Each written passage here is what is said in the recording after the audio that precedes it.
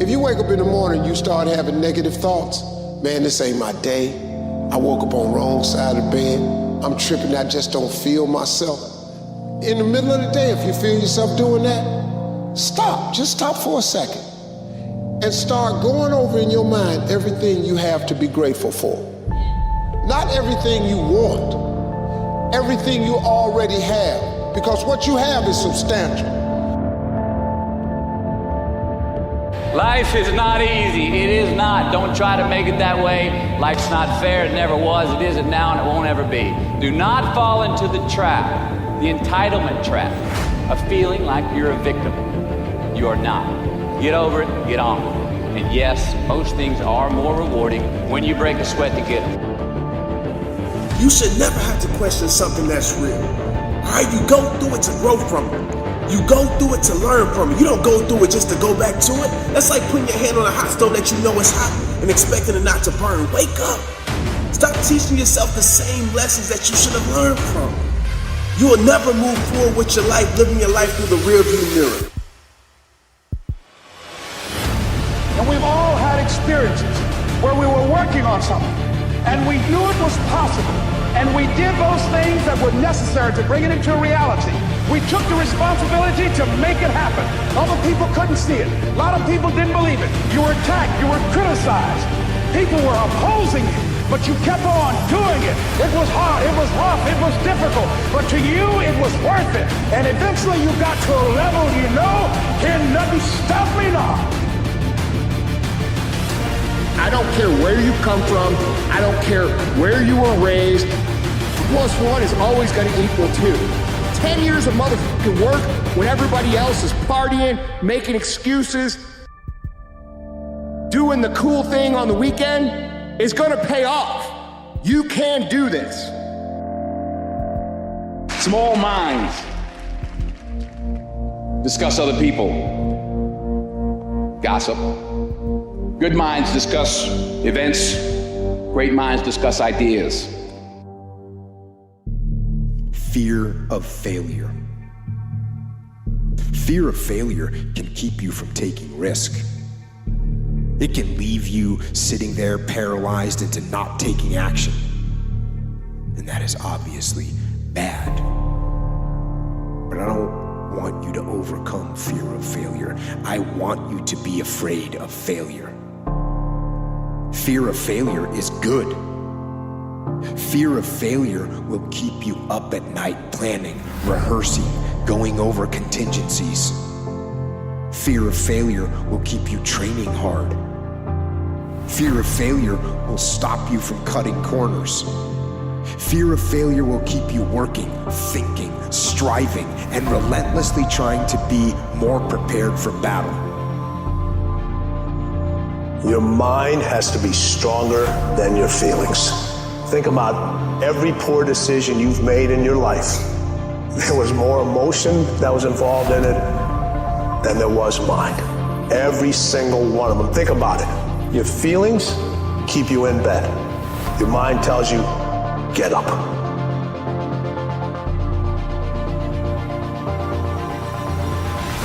Practice and practice and practice. Practice makes what? Practice makes improvement. You can always better your best. You can always go beyond anything that you have ever done. You'll never hit a state of perfection. You're always bigger than what you do. And so all you're looking for are new breakthroughs through practice and practice and practice. You'll get better and better and better. First thing to do is to forsake what's in front of you, because the attitude that you bring to what's in front of you will color your entire experience. It will change your character into that of negativity, and you'll never ascend. You'll never get more. You'll never expand. You'll stay stuck. You can think about it, you can wish for it, you can hope for it, you can think all about it all as long as you want. But unless you get out every single motherfucking day and put in the work, inch by motherfucking inch, you will never get there.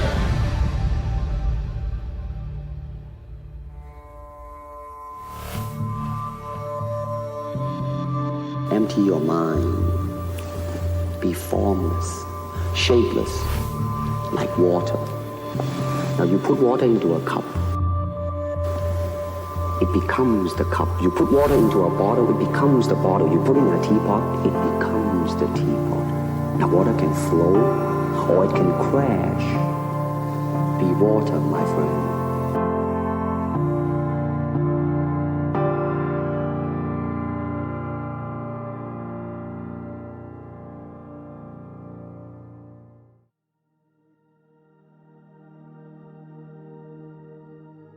Do you have the guts to fail? If you don't fail, you're not even trying. To get something you never had, you have to do something you never did. Imagine you're on your deathbed, and standing around your deathbed are the ghosts representing your unfulfilled potential, the ghost of the ideas you never acted on, the ghost of the talents you didn't use, and they're standing around your bed, angry, disappointed, and upset. They say, we came to you because you could have brought us to life, they say. And now we have to go to the grave together. So I ask you today, how many ghosts are going to be around your bed when your time comes? We got to be excited about the future. We got to do things that make us want to live. It cannot always be about problems every day. I mean, do you want to wake up every morning and everything's just a problem? Well, what inspires you and what makes you excited about the future? There's got to be some things like that. You need to make it a habit to start every fucking day validating yourself, cheering for yourself, because life is a marathon. And this might be a challenging leg where you're like, I'm just going to throw in the towel. I'm not going to do that thing. Hell no. If you're standing in front of that mirror, you deserve to feel the support and empowerment and encouragement that you need. You are doing so much every single day that you don't give yourself credit for.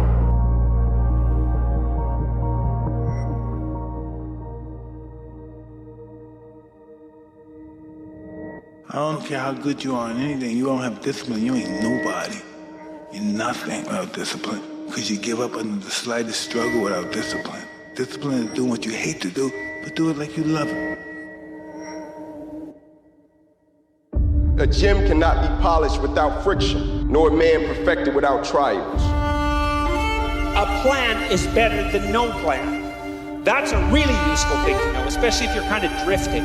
It's like, well, I'm going to find myself. It's like, no, just pick something and move towards it. And as you move towards it, you're going to succeed and fail specifically.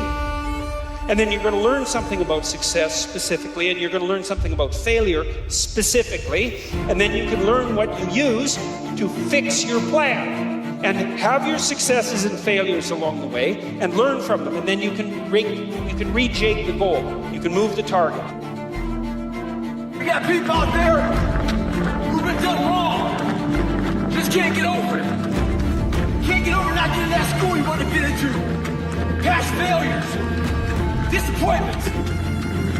Holding on to all that shit isn't helping. The sun rises and the sun sets.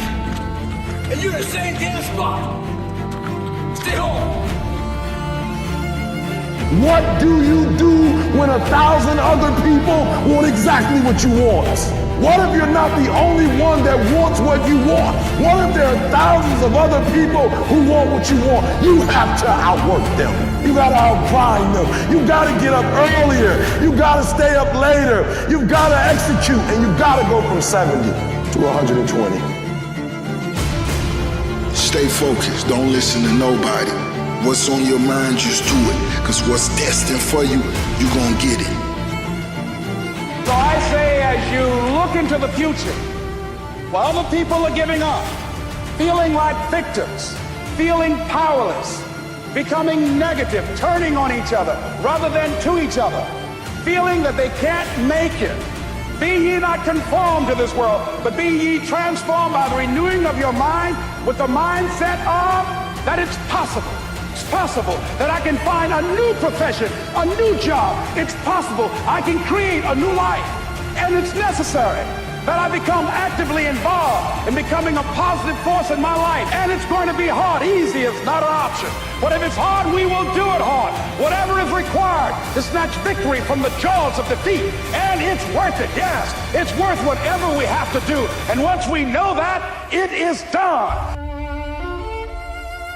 Your biggest enemy is you. People don't understand it's you against you. The only person that gets in your way is you. Nobody else. It's you. I need you to confront you because you're the one holding you up. I need you to confront you. I need you to look in the mirror and tell you, you are not going to do me like this no more. You're not going to continue to sabotage me. You're not.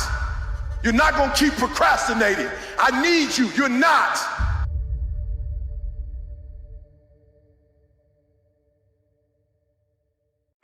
I am one decision away from a totally different marriage, a totally different life, a totally different job, a totally different income.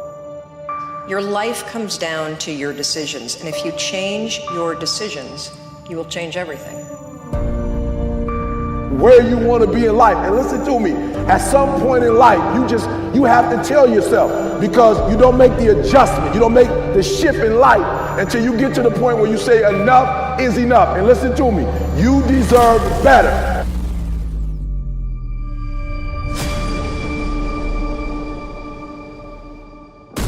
What you should know about winning before you chase it. Winning's not loyal to you. It doesn't care about you. Winning doesn't care how sore you are. Winning doesn't care how much sleep you get. Winning doesn't care how hard you work at times. Winning requires all of you and then more, and it promises you nothing. It's a mastermind of creating fear and doubt in your mind. It causes setback after setback. So the question is about winning. Are you willing to sprint when the distance is unknown? And why chase this thing called winning? Because the only thing that's guaranteed in life, if you don't chase it, is losing.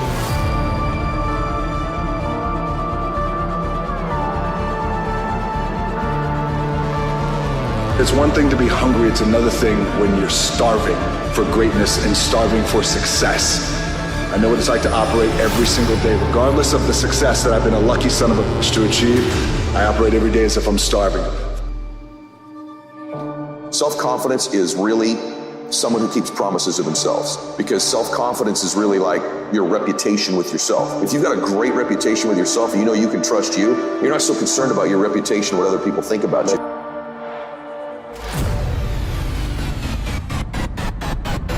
But more important, I want you to be horrified, terrified of sitting on the sidelines and doing nothing. That is what I want you to be afraid of. Waking up in 6 days or 6 weeks or 6 years or 60 years and being no closer to your goal. You've made no progress. That is the horror. That is the nightmare. That is what you really need to be afraid of, being stagnant. So, get up and go. Take the risk, take the gamble, take the first step, take action. And don't let another day slip by.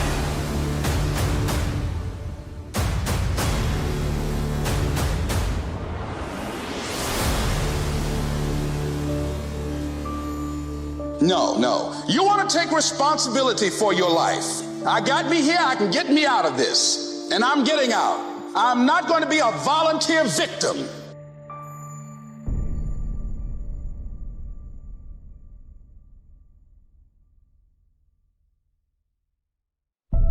We all live in this bubble. What you gotta do to get the life that God wants you to have, you gotta put more air in your bubble. You got to blow your bubble up, expand yourself, take yourself out your comfort zone. Do not live in your bubble. Put some more air in your bubble. If you stay in your comfort zone, that's where you will fail. You will fail in your comfort zone. Success is not a comfortable procedure. It is a very uncomfortable thing to attempt. So you got to get comfortable being uncomfortable if you ever want to be successful.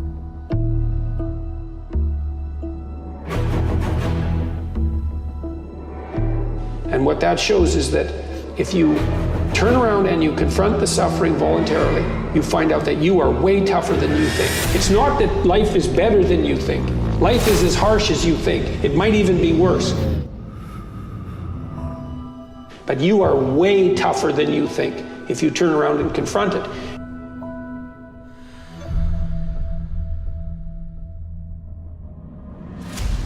Easy choices, hard life. Hard choices, easy life.